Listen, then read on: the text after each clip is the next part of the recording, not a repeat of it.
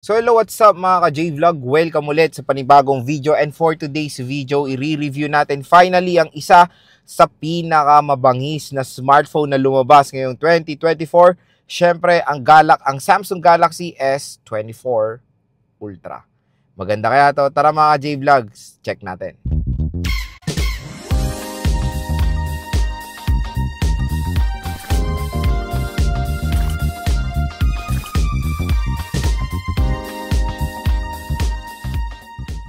So yan, finally, marireview na rin natin ang Samsung Galaxy S24 Ultra. So shoutout sa Samsung sa provide ng review unit sa atin para ma-experience natin first hand ang Samsung Galaxy S24 Ultra.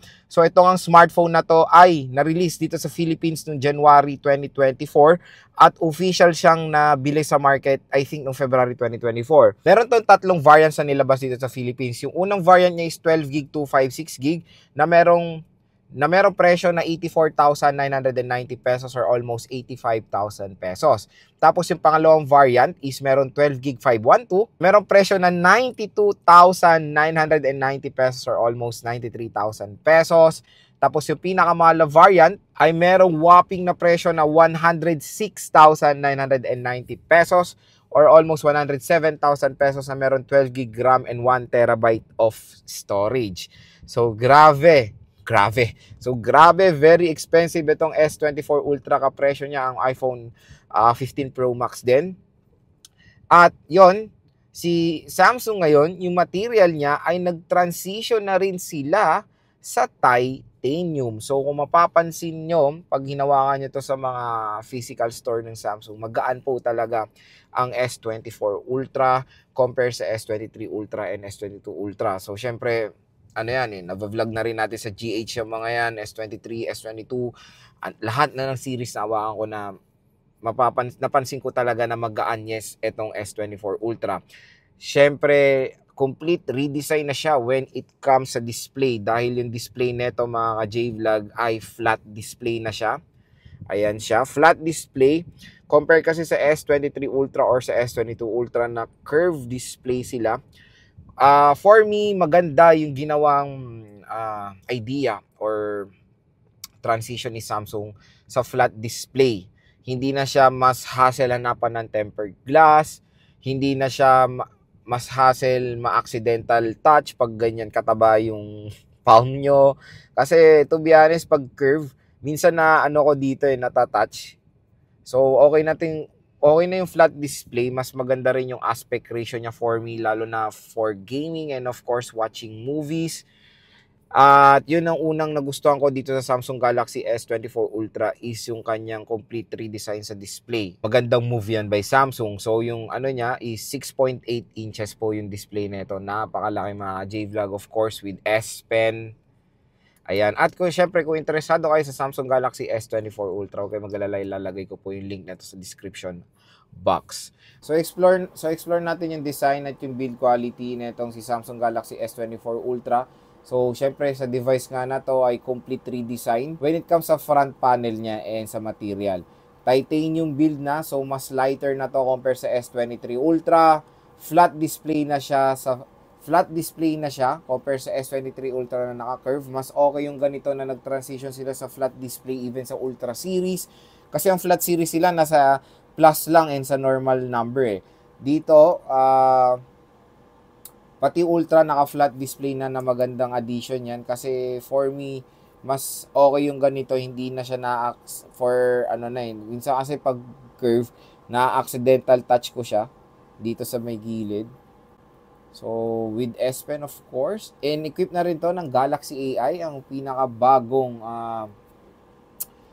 high-tech na AI ngayon ni Samsung. Pero dito nga sa build quality niya, ayan, napakaganda. Solid na solid, no?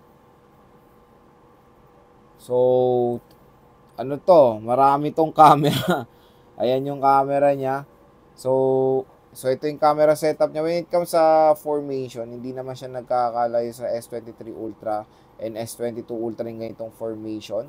So, sa right side is yung power button and yung volume rocker. Sa taas naman is puro microphones to.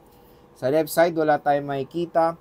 Sa baba naman is, of course, yung S Pen, microphone ulit, SIM tray, Type-C port, and yung speaker grills. Dual steer speakers to, isa dito at isa sa earpiece. And syempre, hindi mawala yung stunning display netong Samsung Galaxy S24 Ultra with Dynamic AMOLED 2X display.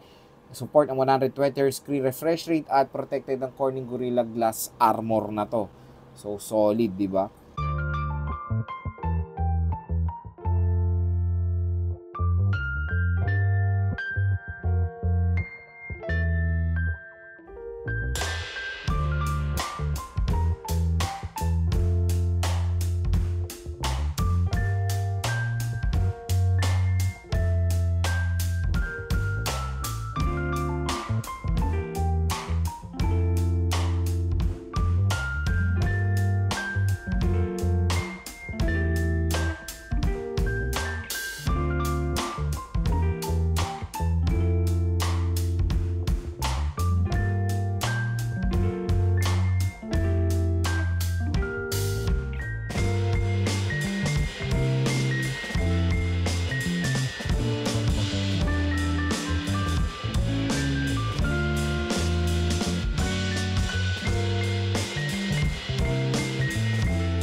So, meron tayong Flip 5 dito ngayon. Support na to ng Galaxy AI din. Nakalagi na kasi ako dito. Ngayon, gagawin natin. Ayan, no? Tap or draw anything you want to move or delete. So, ganito yung Galaxy AI. Ano natin si Kyla, bilugan natin. Ayun, na-detect, di ba? So, pwede nyo, ano yan, pwede nyo nang i-remove si Kyla. Ayan, no? So, remove natin si Kyla. Bebem. Ganyan na lang para mas organized. So, generate natin. O, di ba? Tiyan nyo. Nawala si Kyla. Di ba? View original. Paita si Kyla. Nawala si Kyla. O, di ba? And, yung nasa background niya, di ba, hindi naman nakita sa photo yung tiles kung anong itsura. Nung inalis natin si Kyla, dahil sa AI, nabuo yung tiles kahit hindi nakikita sa photo or natakpan ni Kyla. Di ba napakaganda nung, napaka-high-tech. Grabe, solid. Oh. So, wag natin i-done. Baka mag-aalis si Kyla. Try pa natin iba. Ngayon, pwede natin gawin ding sticker yung binilugan natin. Di ba, very basic lang yung bilog. Madedetect din yan. Hold mo. Pagka-hold mo, pwede mo siyang alisin. Pwede mo siya ipunta doon. Ayan. And voila! Nandun na si Kyla sa taas. So, ganyan ka high-tech ang Galaxy AI, mga J-Vlog. Marami pang pwedeng gawin ng Galaxy AI na equip of course ng S24 series, S23 series, S22, Fold 5, and Flip 5 is yung, yung real-time na translation. Ayan. So, gagawa na lang ako ng separate video about sa ibang features ng Galaxy AI, mga J-Vlog. Stay tuned. So, yan yung isang main feature ng Samsung Galaxy S24 series din ngayon. So, next, explore natin yung Samsung Galaxy S24 Ultra, yung camera niya. So, photo mode, meron tayong 0.6 for ultra-wide.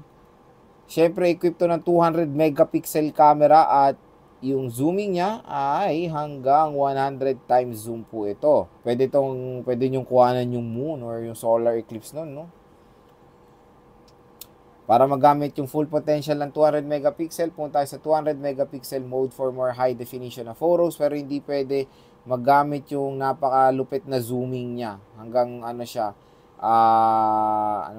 megapixel lang yung napakalupit na zoom. So, for more high definition photos, 200 megapixel mode ay available. At meron tayong portrait sa, wait lang, balik muna tayong 12 megapixel. Portrait mode for background blur of course. Sa video, syempre ang malupit dito, support niya ang 8K video recording up to 30 frames per second. Sa 4K is up to 60 FPS. When it comes sa ultra-wide, ang support lang niya is up to 4K resolution na 60 FPS naman. So, all goods. Even ultra-wide camera ay support ng 4K video recording. Sa more, marami tayong pwedeng magawa sa Samsung Galaxy S24 Ultra. Ayan, meron tayong RAW, Pro Mode, Pro Video, Night Mode, Food Mode, Panorama, Slow Motion, Hyperlapse, portrait video, dual recording for, ito, perfect na perfect to for making contents. Yun, habang nag-video kayo or kinuha na yung subject nyo, pwedeng makita yung mukha nyo nag-explain. So, dual video, sabay po, nagtitake ng video ang rear at front camera. And meron tayong single take. When it comes sa front camera, ayan. Hello, medyo magulo ang ating face. Meron siyang digital lang ultra wide. Ayan, napaka-liit lang naman ng pagbabago pero minsan is helpful na rin. So, meron tayo ditong portrait mode din sa front camera for background blur. Sa video naman sa front, magandang balita mga ka-J-Vlog, support niya ang 4K video recording up to 60 FPS. Grabe, front camera yan, support ang 4K resolution. Sila mga ka-J-Vlog ang camera app ni Samsung Galaxy S24 Ultra. So next naman is speaker test tayo dito sa Samsung Galaxy S24 Ultra. Very transparent naman tayo pagdating sa pagbibenta. Transparent? But need lang. Yeah.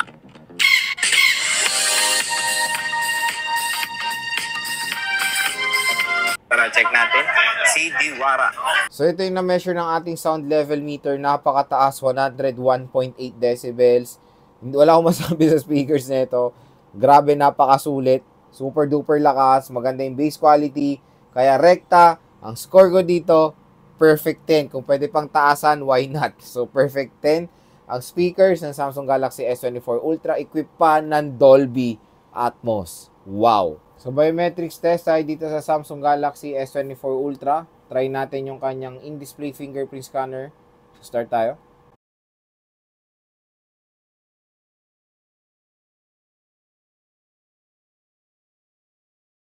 So, pagdating sa fingerprint scanner, napakabilis at super accurate. Next is face unlock. Napakabilis din ng face unlock mga ka-J-Vlog. So, pagdating sa biometrics, itong smartphone na to, napakalupit, super bilis. So, next ang mga ka-J-Vlog, next naman gusto ko i-share sa inyo mga nagustuhan kong features ng Samsung Galaxy S24 Ultra. Number 1 sa display. Siyempre, ito yung mas pinagmamalaki ni Samsung sa lahat ng units ng S-series nila is yung gorgeous display ng Samsung. Alam niyo naman, nakilala si Samsung when it comes sa ganda ng mga display ng smartphones sila. So, syempre, kilala sila sa paggawa ng mga AMOLED panel. Syempre, hindi nila palalagpasin sa smartphone nila merong magandang display. 6.8 inches ang kanyang screen size with dynamic AMOLED 2X display. At mataas ang nits of brightness nito, nasa 2600 nits of brightness. HDR10 plus support pa siya. At ito maganda dito, yung front display nito ay protected ng Corning Gorilla Glass Armor. So upgraded yan na Corning Gorilla Glass. Mas mataas pa yan sa Victus and Victus 2. So Corning Gorilla Glass Armor protection na to. So yon, matibay rin or more durable na yung display nitong Samsung Galaxy S24 Ultra. Number 2 mga ka-J-Vlog sa chipset nitong smartphone na to. So syempre, isang bagong chipset na Snapdragon ang meron dito sa Samsung Galaxy S24 Ultra. Meron siyang Qualcomm Snapdragon 8 Gen 3 chipset. Yes, flagship chipset ngayon or latest and greatest sa chipset ngayon yan ni Qualcomm, ang Qualcomm Snapdragon 8 Gen 3 chipset. So expect nyo na mabangis po ito for gaming. Okay? Number 3 mga J-Vlog, of course, sa kanyang RAM at ROM. Yung RAM at ROM niya, pinakamataas is 12 GB. 1 terabyte. Pero, talagang, maglalabas talaga kayo ng hard-earned money nyo dyan. 12 gig, 1 tera, ang laki ng presyo, 107,000. Pero maganda yung may option na ganyan. Pero, all goods din naman yung pinaka-minimum, 12 gig, 256. Sa ganyang storage, marami pa rin naman kayo malalagay ng mga games, applications, videos, lalo na malino camera nito kaya malalaki kumain ng storage yung photos and videos nito. So yun, maganda naman yung RAM at ROM na mo-offer niya. Number 4, of course, sa camera. Sa camera, hindi magpapahuli ang Samsung Galaxy S24 Ultra. Meron siyang 200 megapixel main camera. So, nakita nyo na may mga photo samples natin kanina. Napakalinaw na itong S24 Ultra. Sobrang sulit, lalo na yung mga picture natin sa Tagaytay. So, sa Tagaytay kasi natin to tines. At doon kasi tayo, invite kasi tayo ni Samsung doon sa kanilang event sa E-Series. Kaya, ayun, sinama na natin tong S24, sinama na rin natin tong S24 Ultra, di ba? So, yun. camera, superb, napakaganda ng quality, okay na okay to for making contents, and syempre, bibigyan kayo nito ng high quality na photos talaga. At ang pinakalas mga J-Vlog, of course, sa kanyang design or build quality niya. So, syempre, build na to or more. And syempre, build na siya ng titanium. So, mas lightweight na si Samsung Galaxy S24 Ultra. Napakaganda ng form factor na itong smartphone na to. Ayan. Napaka-premium. Super lightweight. So, for me, syempre, nagustuhan ko yung overall design ng S24 Ultra. So, yun lang mga ka-J-Vlog, yung aking, yun mga ka-J-Vlog, yung mga nagustuhan ko dito sa Samsung Galaxy S24 Ultra. Sana po nakatulong po sa inyo to kung nagde-decide kayo mag-upgrade na itong smartphone na to. At ilalagay ko po yung link nito sa description box kung gusto nyo mag-purchase ng Samsung Galaxy S24 Ultra.